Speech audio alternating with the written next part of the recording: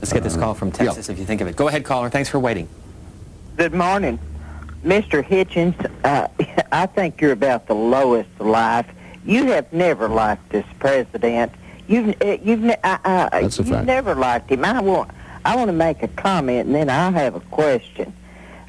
You have been from the very beginning onto this. You're a Jerry Brown fan and that kind of people. It doesn't matter who it is that you don't like. You run around the Fox, you do all these things, and you lie. You people like you have made a mint off of this president. You write books. You have no sources for it. You sitting there talking about you knew where he lived. Well, I'd like to see the picture. I'd like to see somebody tell me, besides people like you. I've been watching this, and I used to live in West Memphis, Arkansas, by the way, so I know a little bit about Arkansas. I know a little bit about Paula Jones, and I know her relatives, and I know someone that works for the state who is named Paula. So, I mean, this old crap is a little tiring by now, and your books are running out, and I hope you don't sell one. Now, about Sidney Blumenthal. Why do you want to go and get on to your friends and go on about all this crap? You people are just absolutely sickening. You can't do anything on your own. You don't write real stories. You put out gossip and rumors about other people. You are sick. Okay, we'll get a response. Thanks, caller. I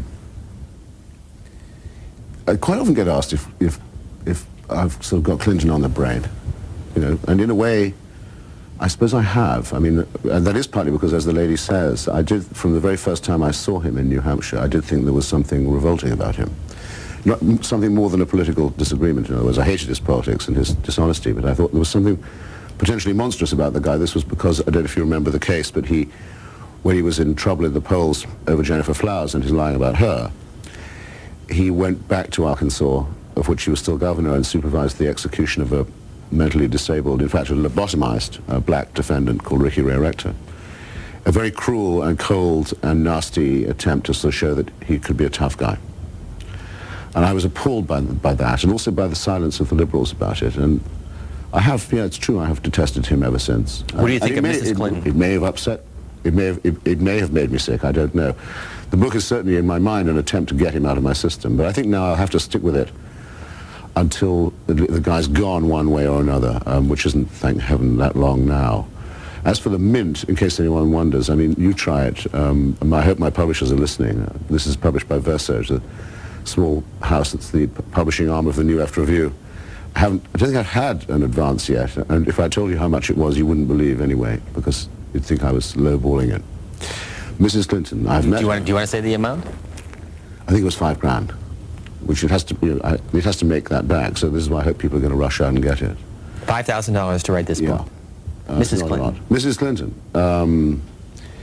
Well, I can't understand why people think she's owed a Senate seat. Somehow it seems that, after all she's done for us, we ought to find her a place in the Senate. I don't get this at all.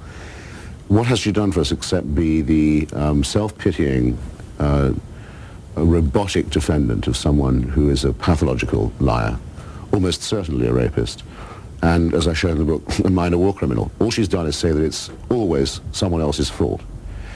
That plus, I suppose, very nearly single-handedly took the work of many people over many years to build up a consensus on national health coverage and universal health care, and just piss it away in a couple of months, so that now there's no question in anybody's mind that the healthcare situation in the United States is much worse than when the Clintons were elected, very much worse, steeply worse, both for the profession and for the patients, because of the takeover of the whole healthcare business by the HMO racket. Probably one of the greatest single social disasters of the century.